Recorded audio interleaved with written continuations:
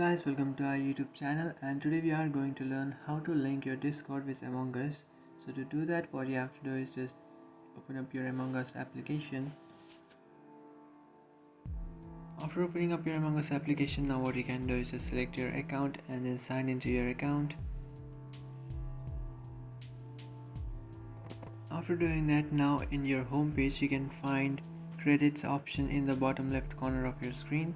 So just tap on that, and after tapping on that, now what you can do is just select your Discord, which is on the top right corner, and then select Discord, and after allowing your Discord, what you have to do is you just have to tap on authorize, and after tapping on that blue button which says authorize, you have just successfully added your Discord to your Among Us.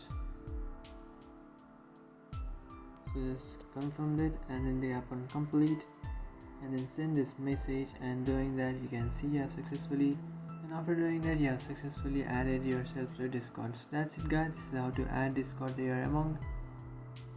So that's it guys, this is how to add Discord with your Among Us. If you find this video helpful, don't forget to like and subscribe to our channel. If you have any doubts, feel free to comment below. Thanks for watching.